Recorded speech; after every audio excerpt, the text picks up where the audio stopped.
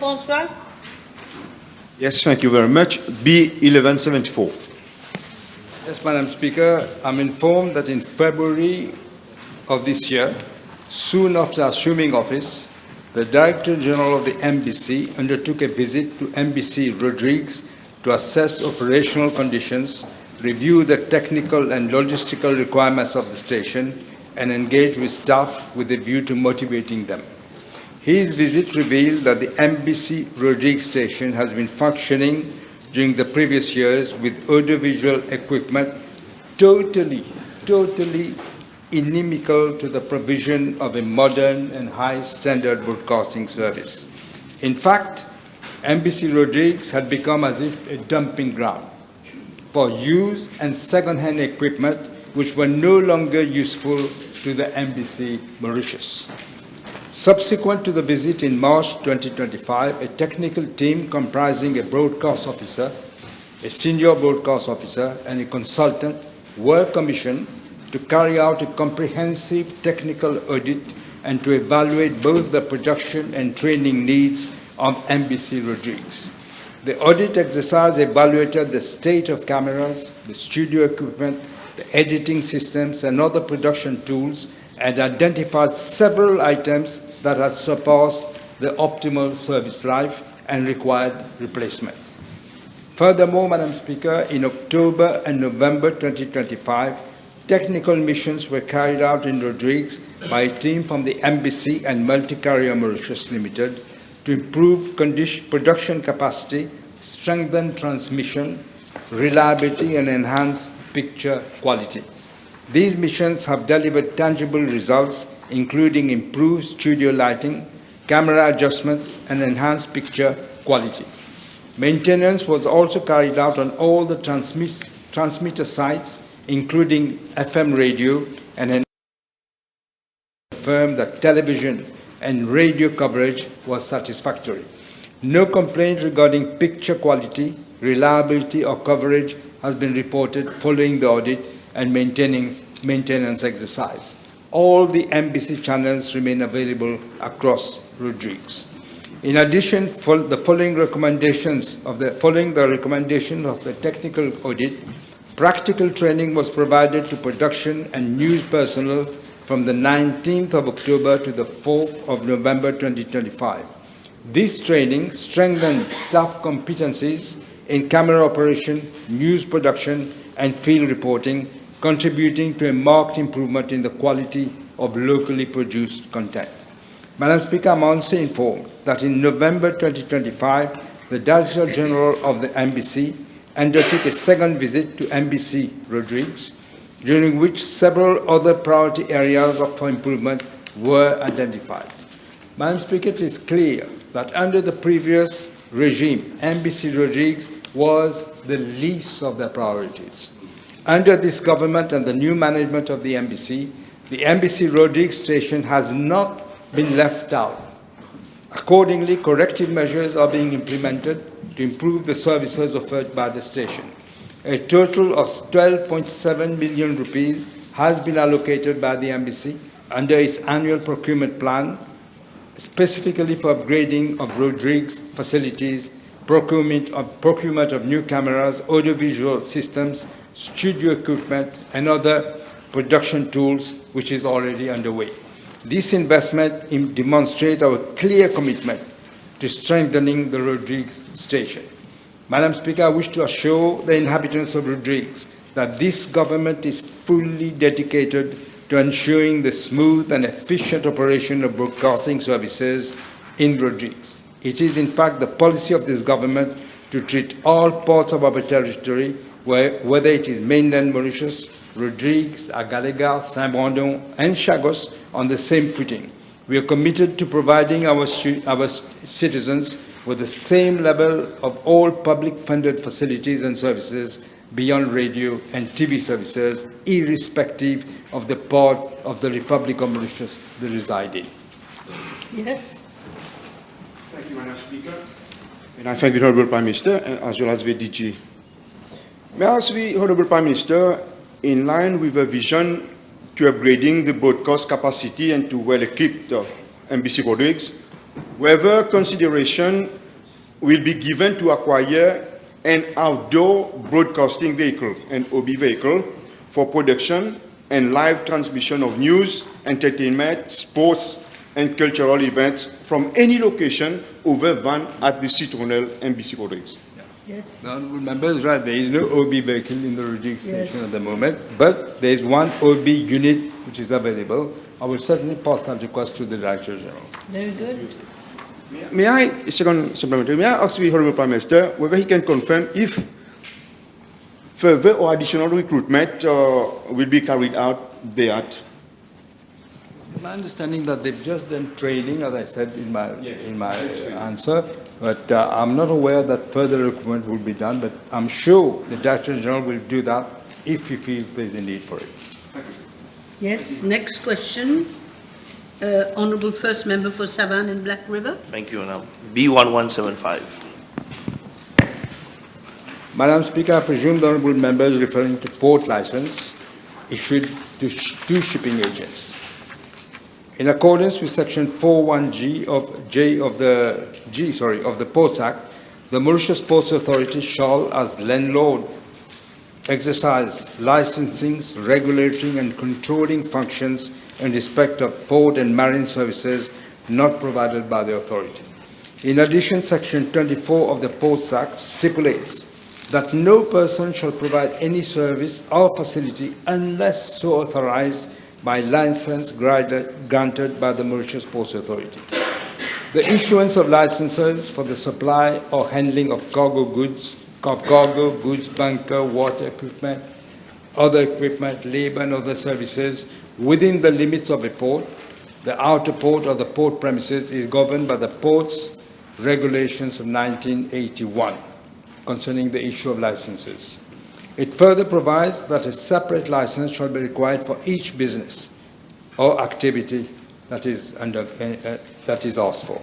This license may be issued or renewed for a period not exceeding 1 year, subject to such conditions as may be imposed by the Mauritius Ports Authority against payment of an annual fee as prescribed in the Port Fees Regulations of 2008. I'm informed, Madam Speaker, by the Mauritius Ports Authority that port licenses are issued to shipping agents which are designated by owners or charterers of vessels to represent their interests or act on their behalf when calling at the port. Presently, there are 34 companies licensed to operate as shipping agents in the port area, and every licensee pays an annual fee of 15,000 rupees as prescribed in the second schedule of the Port Fees Regulations of 2008.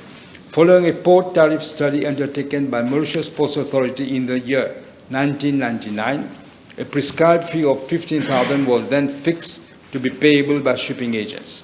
The House will note that since the last 25 years, these fees have not been reviewed. I'm further informed, Madam Speaker, that a contract was awarded on the 1st of October 2024. That is just a few weeks before the general election, for the conduct of a port tariff study by Strategic Net Consulting Limited for a sum of 7,202,267 rupees exclusive of VAT.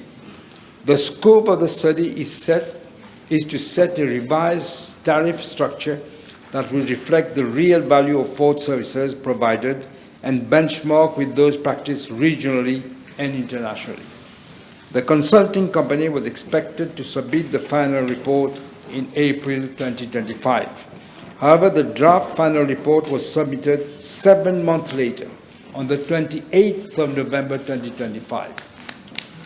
I'm informed that the bidding document prepared by the Procurement Policy Office did not provide for penalty clauses in the general conditions of the contract for consultancy services.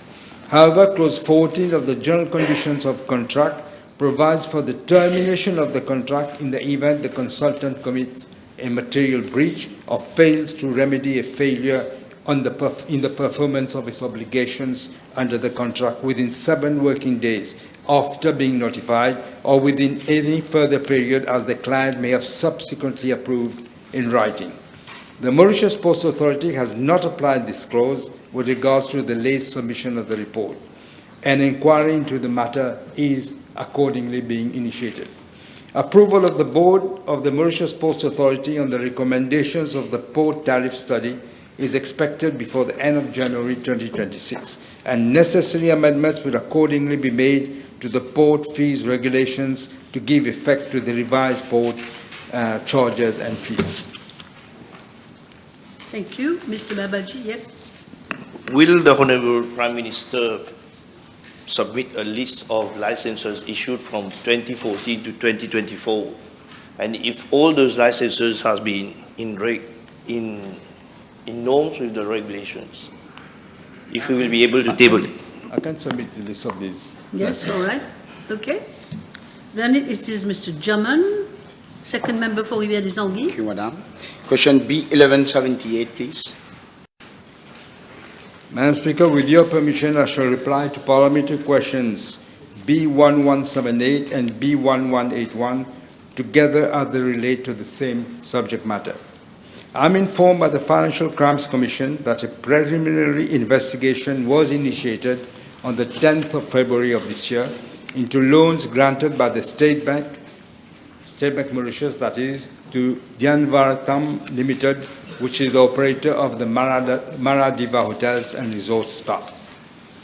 At the very outset, I'm informed that the State Bank of Mauritius granted a loan of 1.4 billion rupees to Dianvartam Limited, and a further loan of 1.65 billion rupees was again given to them by the Mauritius Investment Corporation Limited. Hence, as at 30th of September 2025, the loans extended to the two entities to Dianvartam Limited amount to approximately 3.1 billion rupees. The collateral held against the loans is both in terms of fixed charges and floating charges. I'm further informed that the Financial Crimes Commission is currently investigating the matter. So far, 48 statements have been taken from 27 witnesses and 13 interrogations have been conducted with 7 suspects. On the 18th of June 2025, the Financial Crimes Commission proceeded with the arrest of Mr. Premchand Mangar, former Chief Executive Officer of the State Bank Limited, and provisionally charged him for an offence of fraud by abuse of position in breach of Section 43 of the Financial Crimes Commission Act. On the 3rd of December 2025, Mr. Mangar was arrested again and provisionally charged for an offence of conspiracy in breach of Section 48 of the Financial Crimes Commissions Act, respectively. On the same day, the Financial Crimes Commission also proceeded with the arrest of Mr. Sanjeev Kailash Ramdani for an offence of conspiracy in breach of Section 48 of the Financial Crimes Commission Act. I'm further informed, Madam Speaker, that no recovery action has been initiated since the loan facilities are inscribed against the asset of the company. The State Bank had the first-rank charge over the asset. And the House is aware there is an ongoing inquiry into the matter. Therefore, I cannot give other information. Thank you. Yes, Mr. Jaman. Thank you, Madam. Can the Honorable Prime Minister inform the House whether the former chairman of the SBM Holding, Mr. Satar Haji Abdullah, has been interrogated as he has been dealing with such toxic loans? I'm not aware of who is being interrogated, but the inquiry is ongoing. Okay. Yes, Mr. Bijan. Because both questions were taken Thank together. you, Madam Speaker. Can the Honourable Prime Minister inform the House what was the purpose for which the loans were contracted? I'm not sure. It so happened that there were huge loans. What are the purpose? I cannot say at this point. Another one, yes? Thank you, Madam Speaker. But can the Honourable Prime Minister inform the House what was the guarantee that were submitted so that the loan be disbursed? I didn't go into the nitty-gritty because there is an inquiry going on, and I don't want to prejudice the inquiry. Thank you. We'll find out in due course. Yes. All right. Now we have Honourable Second Member for Vieux Grand Port, Rosebelle. Yes. Thank you, Madam Speaker. Is question B/1179, please. Madam Speaker, when this government took office in November last, the forex market was in total chaos. The exchange rate of the Mauritian rupee was on a steeply declining slope, depreciating at a very rapid pace vis-à-vis all currencies, in particular against the US dollar, thus fueling inflationary pressures in the economy and rapidly eroding the purchasing power of the population. This, Madam Speaker, is the situation we inherited. In fact, from December 2014 to October 2024, the rupee depreciated, some say intentionally, by 46% against the US dollars and by 21% against the British pound. To make matters worse, the previous government even indulged in money printing of over 180 billion rupees purposely to give a false sense of prosperity to Mauritians.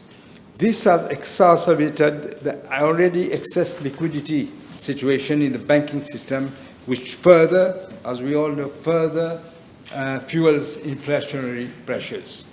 It is no wonder, Madam Speaker, that consumer prices in Mauritius increased by a dramatic 43.3% from December 2014 to October 2024, and import prices went up by 63%.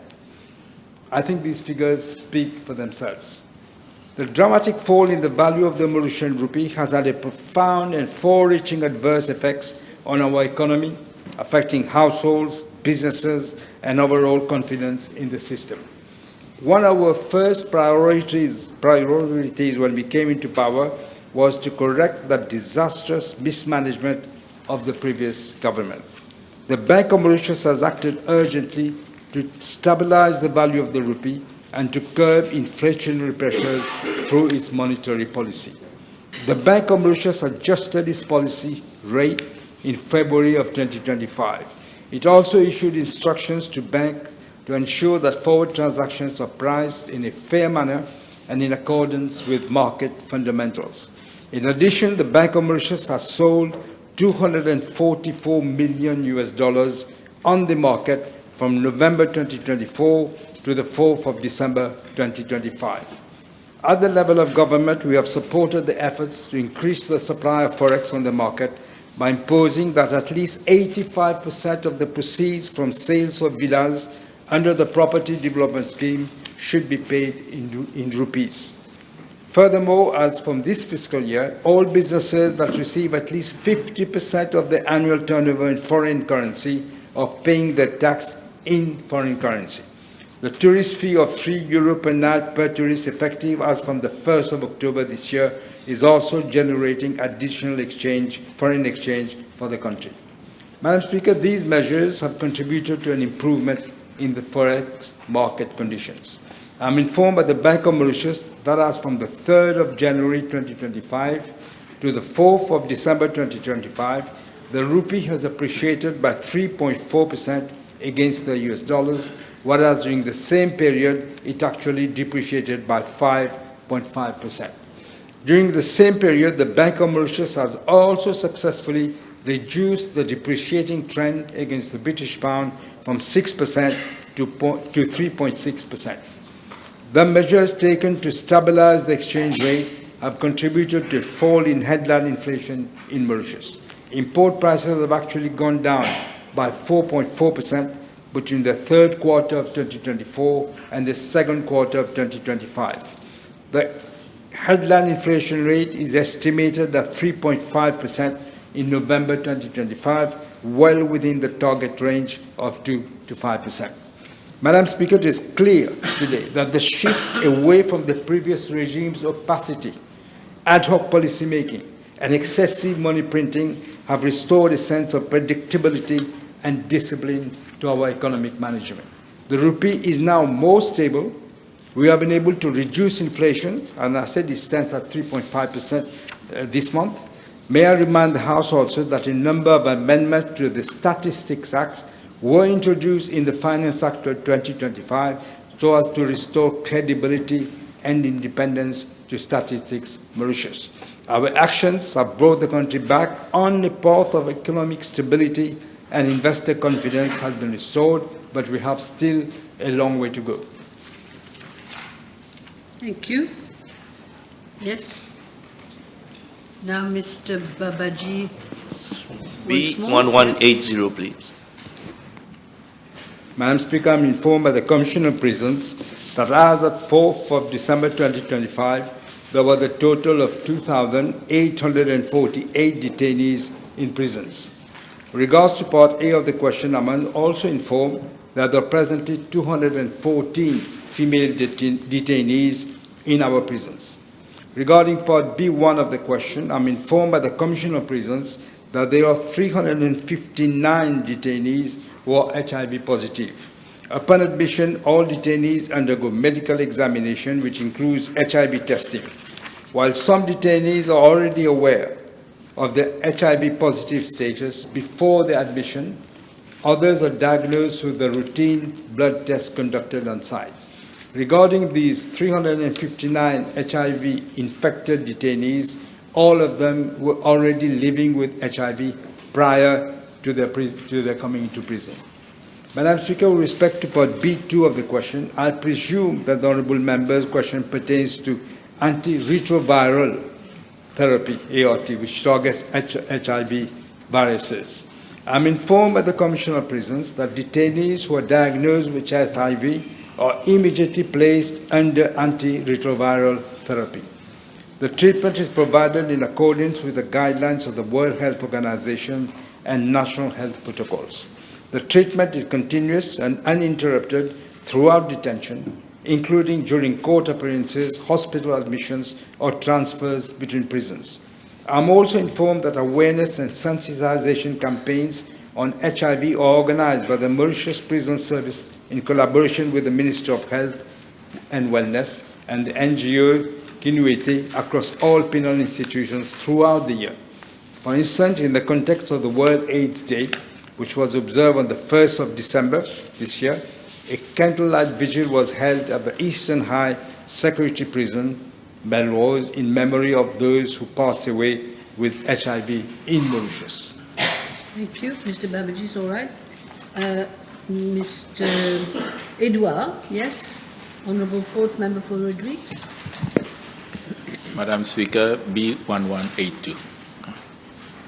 Madam Speaker, I'm informed by the Mauritius Revenue Authority that over the past 3 financial years, the quantum of tax revenue collected by the authority in Rodrigues were as follows: 148 million in financial year 2022-2023, 137.4 million in financial year 2023-2024, and 156.6 million in financial year 2024-2025.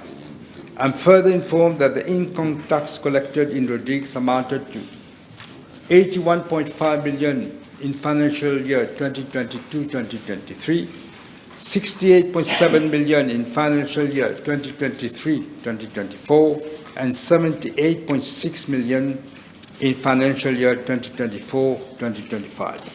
Regarding VAT, the following amounts were collected: 64.8 million in financial year 2022-2023, 67.3 million in financial year 2023-2024, and 76.4 million in financial year 2024-2025. Madam Speaker, although the tax collection in Rodrigues is 150 million rupees on average annually, government provides more financial resources for the economic and social development of Rodrigues. In fact, the current financial year, the total resource allocated to Rodrigues amount to 10.1 billion rupees, of which 5.78 billion of recurrent and capital grants to the Rodrigues Regional Assembly, 1 billion rupees for the construction of the new runway at Plancoai, 340 million rupees for the development of the water sector, 223 million for the subsidy on ration, rice, flour, LPG, petroleum products, and cement, and 60 million for land drainage projects. Yes, thank you. Honourable Fourth Member for Port Louis North. Madam Speaker, I'm informed by the Chief Executive Officer of the National Agency for Drug Control that the Drug Control Board, at its 4th meeting held on the 16th of October of this year, decided to set up a technical committee comprising experts in public health, the criminal justice system, fiscal policy, neuroscience, addiction medicine, harm reduction, and representatives from the Ministry of Health and Wellness to conduct a comprehensive review of the three proposed technical models on the regulation of cannabis, namely depenalization, decriminalization, and regulated legislation. As part of its preparatory work, the agency has initiated discussions with the UNODC and WHO for Mauritius to benefit from specialized expertise and ensure that the review is fully aligned with global best practices and public health standards. In parallel, consultations are being held with the Attorney General's Office to address the legal complexities associated with the three proposed models and to determine the precise legislative drafting requirements for any future implementation within the Mauritian legal framework. Madam Speaker, the technical committee is planning to meet in January of 2026 and will produce a legal brief outlining the domestic requirements and the international treaty compliance options for the regulation of cannabis. In parallel, from January to March 2026, an assessment of the public health impacts will be carried out to identify the most equitable and effective model. It is expected that the draft blueprint and proposed administrative framework will be submitted by July 2026. Yes. Madam Speaker, why is it that the technical committee has been set up, but that the select committee of Parliament, which was promised by Alliance du Changement, comprising of members of both sides of the House, to assist, to give views, and to, of course, deliberate on the issues of the drug problem and to make recommendation to that entity? Why is it that this part has not been done and you have proceeded with the technical committee? I believe that they wanted to have experts' opinion first before addressing that issue with the Parliament. So, may I ask then, Madam Speaker, when will that select committee then see the light of day so that members of Parliament can also participate in this national problem? Yes. But that doesn't depend on me. It depends on when. But you're not saying no. I'm not saying no. Yeah, you're not saying no. That is Mr. Jaman, second member. Thank you, Madam. I've already called the member. But please. Please, you cannot. I've already called the member. You had two supplementaries. Yes. Thank you, Madam. Question B1184, please.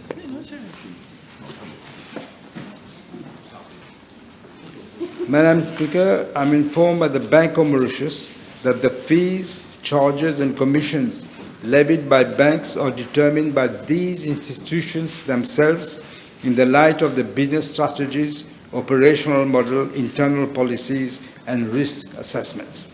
Nonetheless, as the regulator for the banking sector, the Bank of Mauritius closely monitors the fees, charges, and commissions charged by the its licensees to ensure that they are not inordinate. Whilst the banking market is driven by competition, the Bank of Mauritius also focuses on protecting customers of banking services against abusers.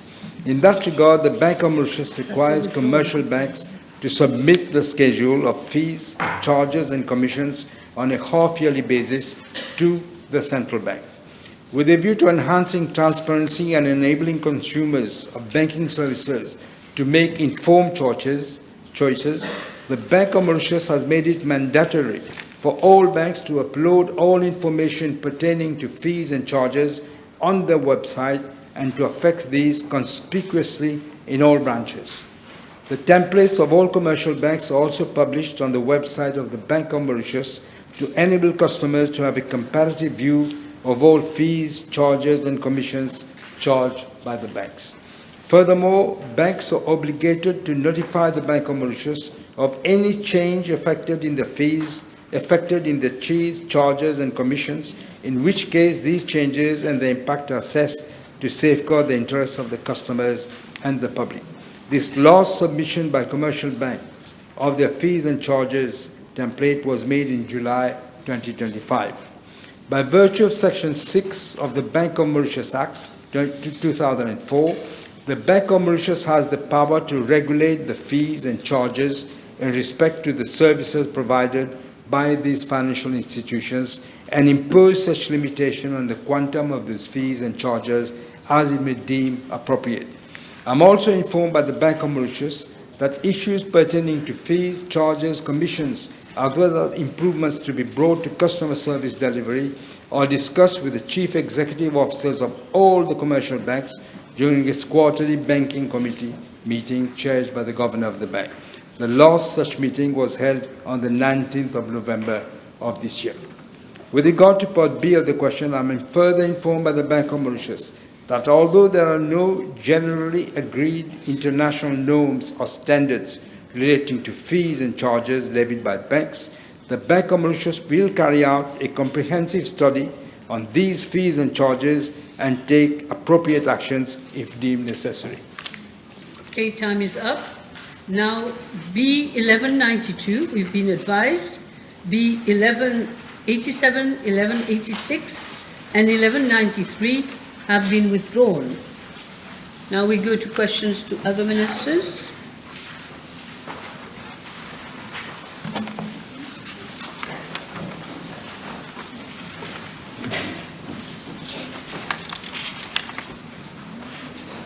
Okay. Honourable Fourth Member for Rodrigues, Mr. Edouard. Is that right? Yes. You're not with me. Sorry. Your question to Honourable Ministers. We are doing questions to Honourable Ministers. Am I wrong? Excuse me, Madam Speaker. Yes? I'm right. Okay. B1196, please. Yes. It happens to me as well, Mr. Edouard, don't worry.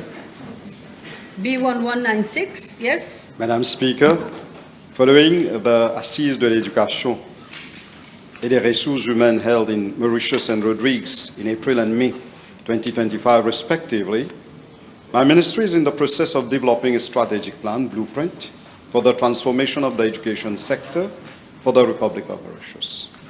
The views and proposals shared by stakeholders during the Assises de l'Éducation, as well as the specificities of Mauritius, Rodrigues, and Agalega, have been duly taken into account in the drafting of the document. Madam Speaker, in Rodrigues, the 8 existing secondary schools admit students to grade 7 based on, first, grade aggregate obtained by the candidate in the PESAC assessment, 2, parental choice, 3, distance between the residence of the candidate and the school allocated, and 4, availability of seats. With regard to Part A of the question, I wish to inform the Honourable Member that my ministry will, together with the Commissioner for Education of Rodrigues, examine the possibility of including one or more schools as national secondary schools for Rodrigues. With regard to Part B of the question, I wish to inform the Honourable Member that during the Assises de l'Éducation et des Ressources Humaines held in Rodrigues in May 2025, the proposal to abolish co-education was not raised by stakeholders. In fact, learners in Rodrigues are accustomed to co-education right from pre-primary to secondary level. My ministry will consult the Commission for Education for Rodrigues and other Rodriguan stakeholders during the ongoing discussions in the context of the upcoming transformation in the education sector. Madam Speaker, with regard to Part C of the question, I wish to inform the Honourable Member that my ministry is examining the modalities of allowing students from the regular streams who have repeatedly not succeeded in the lower secondary classes to join the foundation program in literacy, numeracy, and skills, subject to the consent of their responsible parties. As regards to those students who are experiencing difficulties at mid-lower secondary level, they are encouraged to explore other sectors of education which would be better adapted to their competencies. In fact, the Mauritius Institute of Training and Development, MITD, offers several courses to students who have completed 3 years post-primary schooling, including those who are below 16 years old. Thank you. Thank you. Yes. Yes. Madam Speaker, I thank the Minister for his reply. Will the Minister consider the improvement of the courses run at MITD so as to cater for what he has just said regarding the repeated failures? Thank you, Honourable Member. During les Assises de l'éducation et des ressources humaines held in Rodrigues, proposals were made, and MITD has taken good note of it, and soon this will be implemented. Yes. Are you okay? Yes. Next question is the Honourable Second Member for Rodrigues, Mr. François. Thank you. B/1197. Madam Speaker, it may be recalled that in 2015, the United Nations General Assembly adopted the 2030 Agenda for Sustainable Development, a framework built around 17 Sustainable Development Goals designed to drive economic, social, and environmental progress. Mauritius is fully committed to its global agenda and continues to implement it through a coordinated national approach. To ensure coherence across government, the Sustainable Development Unit was established within the Ministry of Foreign Affairs in January 2021. The unit oversees interministerial coordination through designated SDG focal points, supports national reporting processes, and guides the monitoring of timelines and commitments. In parallel, Madam the Speaker, Statistics Mauritius has developed a comprehensive national SDG database which serves as a single publicly accessible platform for indicators and strengthens the foundations of evidence-based policymaking. Mauritius presented its first voluntary national review in 2019 and its second in July 2024 before the high-level political forum in New York. The 2024 review, inter alia, identified challenges, notably the need to expand access to grants and concessional financing for climate action, and called for stronger international partnerships. According to the 2025 Sustainable Development Report, Mauritius achieved an SDG index score of 70.3, well above the regional average, and ranked 76 out of 167 countries. Significant progress has been made in poverty eradication, innovation, infrastructure development, financial inclusion, and digital connectivity. A positive spillover score of 75.13 further demonstrates that Mauritius contributes more positive than negative impacts to global sustainable development.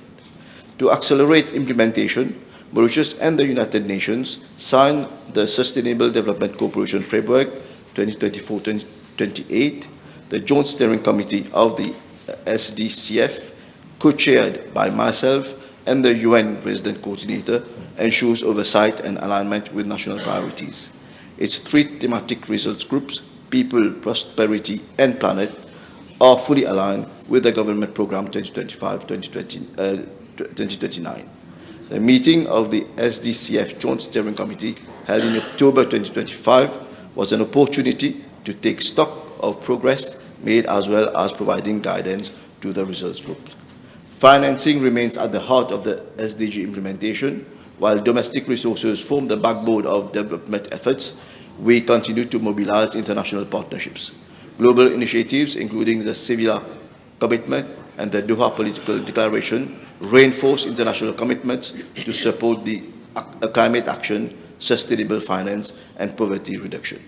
Mauritius is also working with the UN Economic Commission for Africa to adopt the Integrated Planning and Reporting Toolkit, which align national strategies with the SDGs and Agenda 2063, strengthen coordination, and facilitate automated reporting.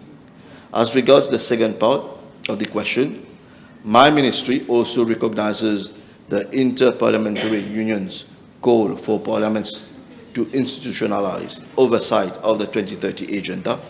Establishing an SDG committee within the National Assembly would reflect global best practice and reinforce accountability. Accordingly, we propose initiating consultations to explore its establishment according to the standing orders and of course subject to the consent of the Speaker. Yes, I was thinking this would be more for me For than you, for yes. the Minister. Of course. But it's very good. Maybe you should remember that we're already dealing with SDG 5 in the gender caucus. Okay. Of course, but it is a tall order, Mr. Francois. We hear you, we hear you. Okay, now, next question is Honorable Bijan, yes? Thank you, Madam Speaker. B1198.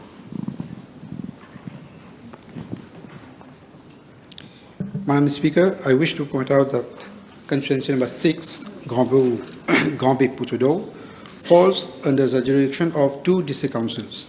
That is the district council of Pamplemousse and the district council of Rivière-du-Remport.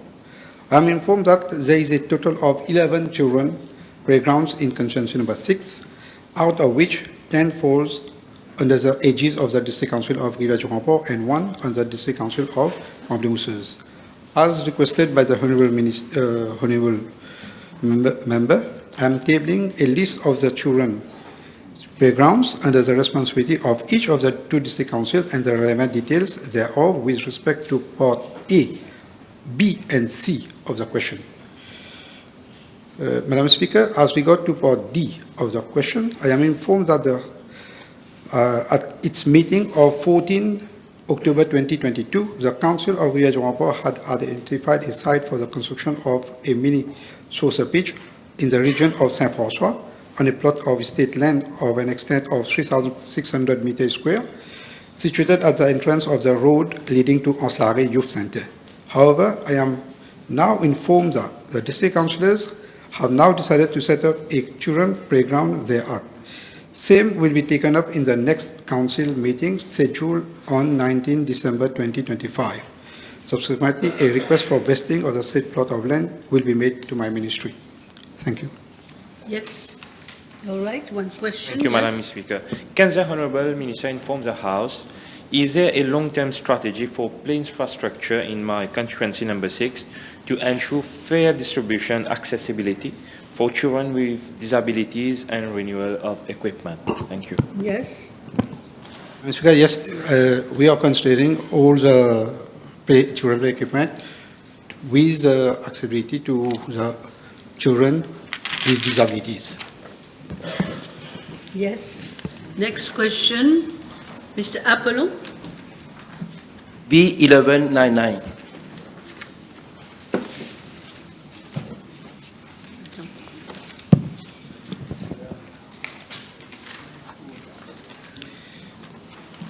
Madam Speaker, with regard to the proposed construction of the market fair near Youth Center in Mayber, I wish to inform the House that the original project has not been pursued following the termination of the contractor's contract in January 2023 and the subsequent arbitration process.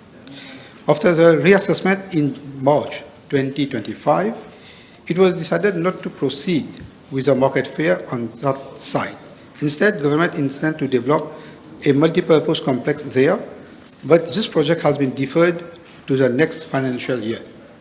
As for the market fair itself, it has already been relocated to the Mayber market, which has been extended to accommodate 206 stalls. Construction works for this extension have been completed, and the market fair has been operational since May 2025. Accordingly, there is no completion date for the market fair at the youth center site, as the project is no longer being implemented. Thank you. Yes. The drugs problem in Maibo is affecting the youth of the locality, and the construction of this gymnasium will provide more facilities for our youth to practice sport facilities. Will the Minister give this project a priority and get the necessary clearance from finance for the next years? Sure, Madam Speaker. We will still find a solution for the next financial year. As I said, it has been deferred this year, but deferred for the next financial year. Yes, Honourable Fourth Member for Port Louis North. Yes, 1200. Madam Speaker, the Mauritius Examinations Syndicate has released the results of the National Certificate of Education Examinations 2025 on 2nd December 2025. A total of 15,047 school candidates comprising both mainstream and extended program students were examined for the NC examinations, which was conducted from 22nd September to 16th October 2025. Out of the 15,047 candidates, 1,460 are from the grade 9 plus extended program. Madam Speaker, with regard to the grade 9 plus, that is the extended program, I'm informed that only 78 out of 1,460 students who were examined met the requirements and were awarded the NC. I have noted with much sadness that out of these 1,460 students, 1,382 did not succeed, representing a staggering failure rate of 94.7%. These students are left without any result or certificate to bank upon to pursue their education afterwards. Therefore, asking these students of the extended program on the mission to attempt the NC was not fair to them. Madam Speaker, this year's failure rate for the extended program, unfortunately, does not come as a surprise. If we look at the previous years, the failure rate has ranged between 92 to 97%, demonstrating a persistent and alarming trend. It is clear, therefore, that the extended program has failed lamentably to deliver. The previous government was well aware of this situation, but was driven by political pride and unwillingness to acknowledge the extended program's deficiencies. They did not take the required remedial measures, much to the detriment of our students. Madam Speaker, let me refer to the midterm evaluation of the extended program 2018-2019 by the World Bank and Ministry of Education and Human Resources. Let me quote from the report.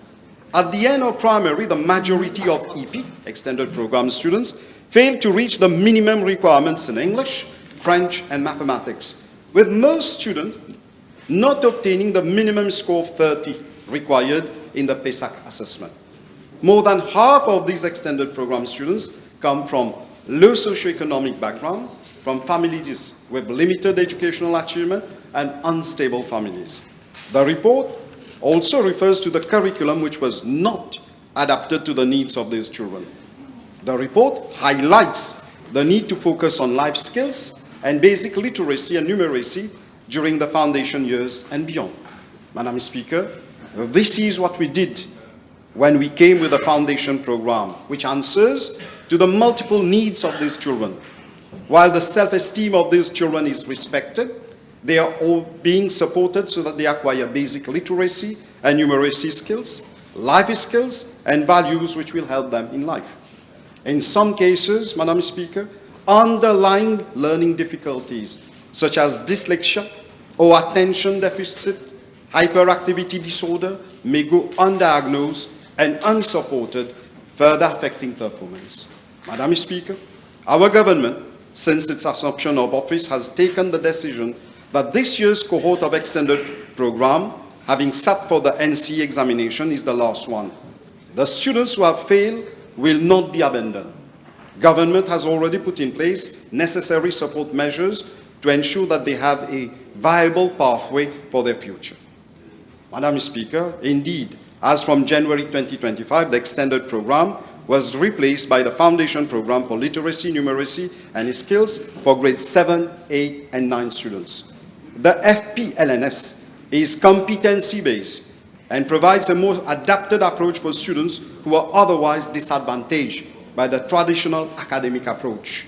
At the end of 3-year Foundation Program for Literacy, Numeracy, and Skills, successful students will be awarded a certificate, the National Foundation Certificate of Education, which is pitched at level 2 of the National Qualifications Framework. The certificate will enable them to enroll on a specialized NC3 courses at MITD training centers. However, the students who do not achieve the minimum requirements of the NFCE can enroll on a specialized NC2 courses at the MITD training centers. Madam Speaker, let me repeat it again. The extended program has been a failure because the previous government did not recognize the different types of learners that we have in the education system, and that is why it was important to provide them with different educational pathways that meet their needs. Thank you. Yes, thank you, Madam Speaker. Madam Speaker, the extended program was called at a time in 2023 No statements. There's not a statement. I will refer to the memory of the Honourable Minister, a crime against children, and he agrees.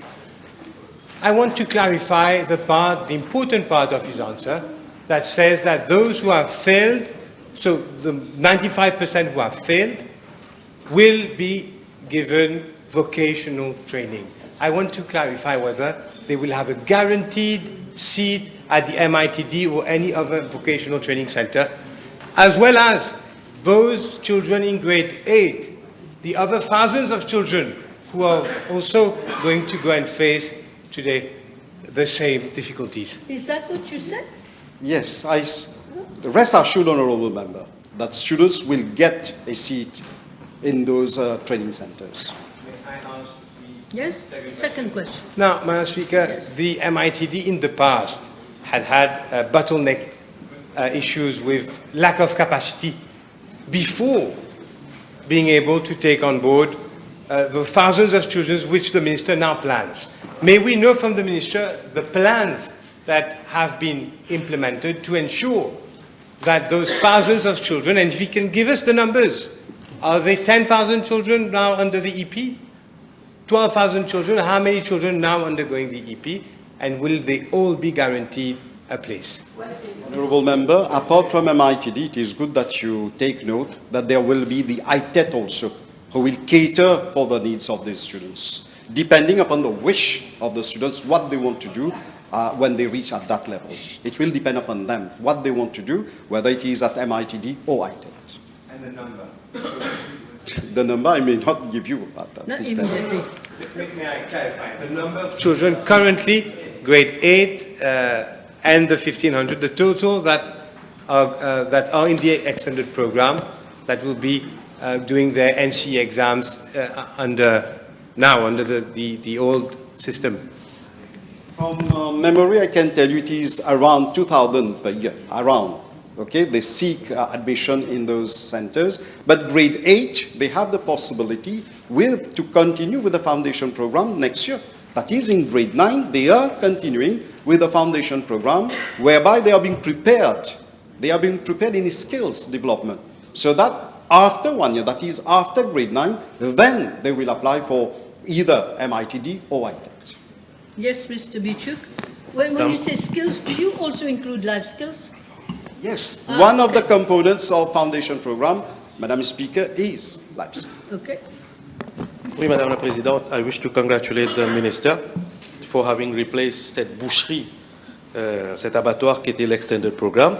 In line to the answer by the Minister, I wish to know what is being done, what is envisaged to tackle what is considered as the backward socio-economic factors that is affecting the education of the kids, and secondly, is there any mechanism that is being put in place so that we can detect the learning disabilities earlier instead of waiting for the NCE exams? I referred earlier the midterm report on extended program, and that is what the previous government didn't do, Honourable Member. And one of the requirements was to involve parents in the education of their children. Second, they said it is important to have a curriculum which is adapted to their needs. Third, they said it is important to have proper teacher training in order to provide proper education to the students. Fourth, they asked to review the class size. So all these things are being taken care of with these kids now. Okay, Mr. Bichuk. Okay. Very good question. Very good question. Yes, I think, if I'm not mistaken, now I have Mr. Apollo. Yes? Thank you, Madam Speaker. B1201.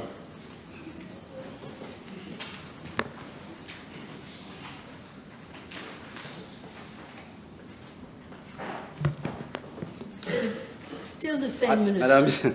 Madam Speaker, I'm informed that there are 17 public schools, 11 primary schools, and 6 secondary schools which have been closed down as from 2002 onwards.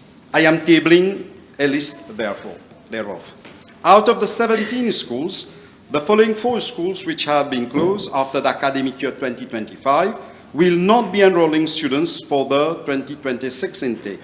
1, Richard Government School, where we have only 19 students, including 8 special education needs students.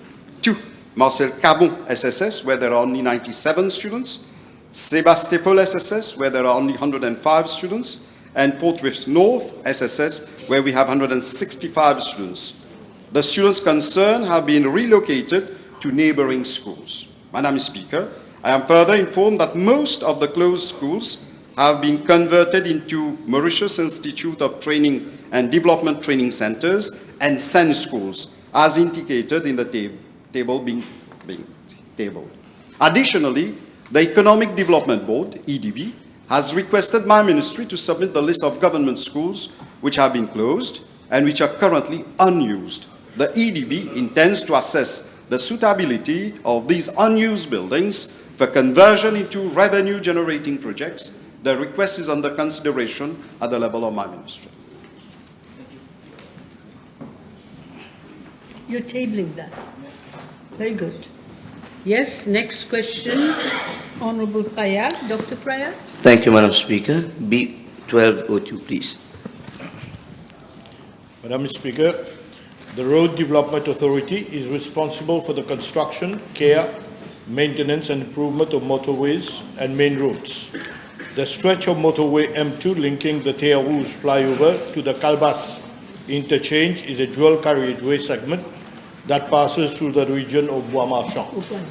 Along this section of the motorway, the northbound carriageway runs alongside the Bois Marchand Cemetery, while the southbound carriageway borders both the cemetery and the Bois Marchand village.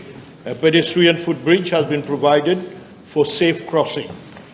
The central verge separating the 2 carriageways is approximately 3 meters wide and consists of a turf area with low decorative shrubs. Madam Speaker, I'm informed by the Ministry of Land Transport that a road crash analysis was carried out along the stretch of motorway M2 at Bois Marchand using the Internet Microcomputer Accident Analysis Package software. Over the past 5 years, a total of 12 accidents have been recorded along this section. Among those, 1 resulted in a fatality, 3 resulted in serious injuries, and 12 resulted in slight injuries. Most of the accidents involved pedestrians and two-wheelers. According to police reports, the accidents occurred mainly during dark hours and were attributed to unsafe road crossing behavior, the absence of street lighting, and the lack of safety fencing along the central reservation. I'm further informed by the RDA that from an engineering standpoint, this section of the motorway is equipped with adequate safeguards. However, it has been observed that some persons are engaged in unsafe practices by crossing the motorway illegally, despite the availability of pedestrian footbridge. This behavior poses significant risk to pedestrians, cyclists, motorcyclists, and motorists alike. In order to address the above issues, I've directed the RDA to carry out a joint site visit with the Traffic Management and Road Safety Unit, the police, and the relevant local authorities to assess the situation on site and identify the most appropriate mitigation measures and long-term solutions. In the meantime, I'm requesting the police to reinforce surveillance and enforcement under the Road Traffic Act in the area to deter unsafe crossing practices. Madam Speaker, as regards street lighting along this stretch, the RDA has informed that responsibility for street lighting on existing roads falls under the local authorities.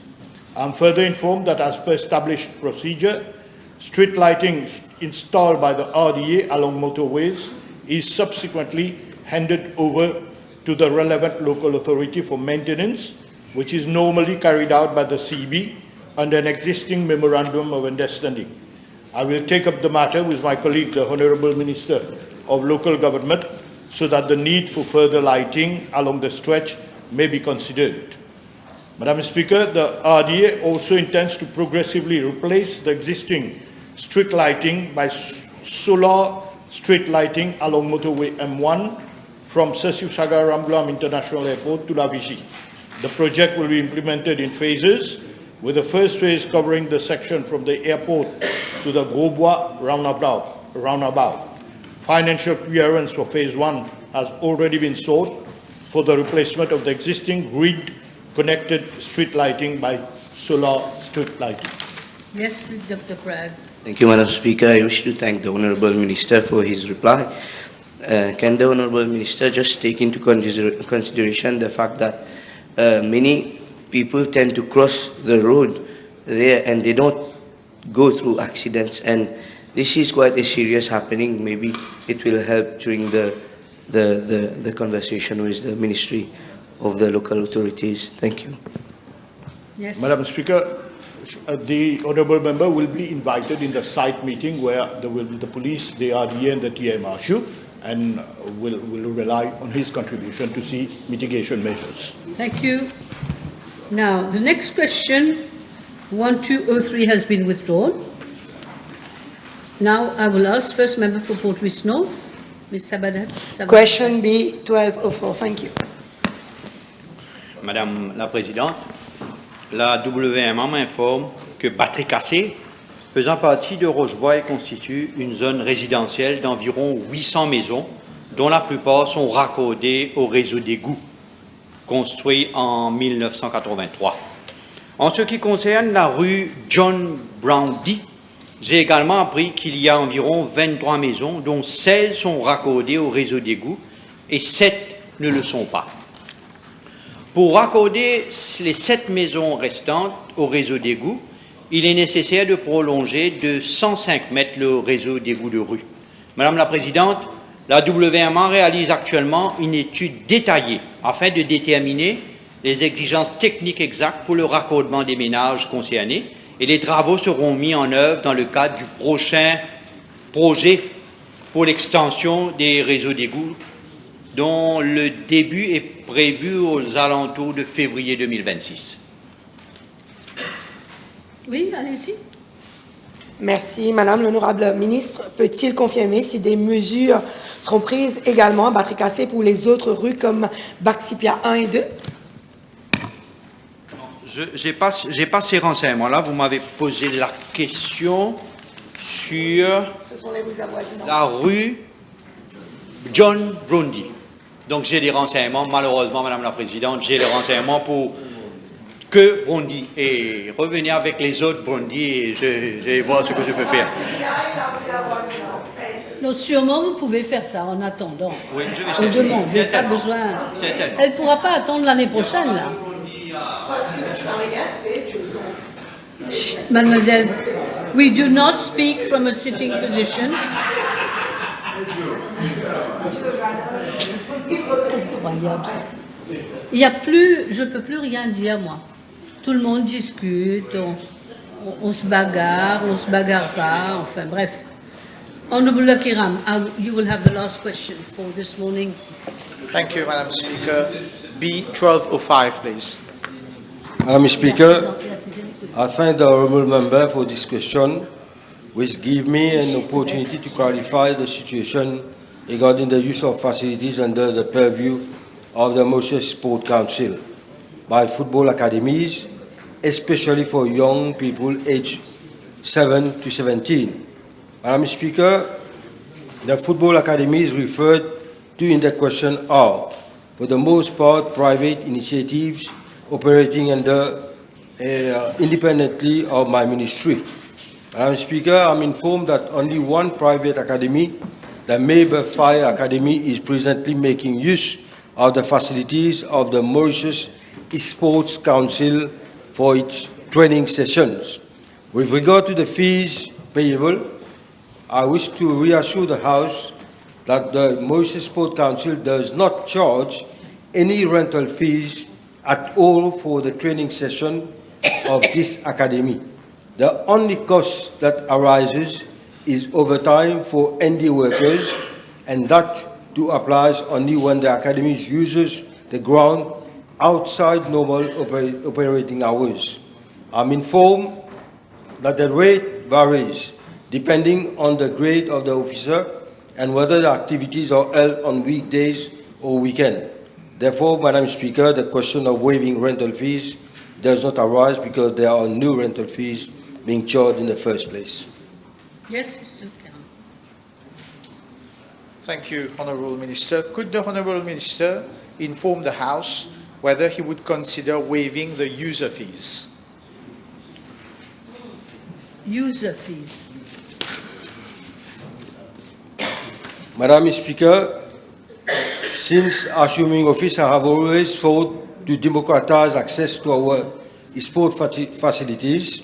However, today, in the light of the state of the economy, the Ministry of Finance has opined that waiving of users' fees will have an adverse impact on revenue, generating capacity, and be counterproductive to fiscal consolidation.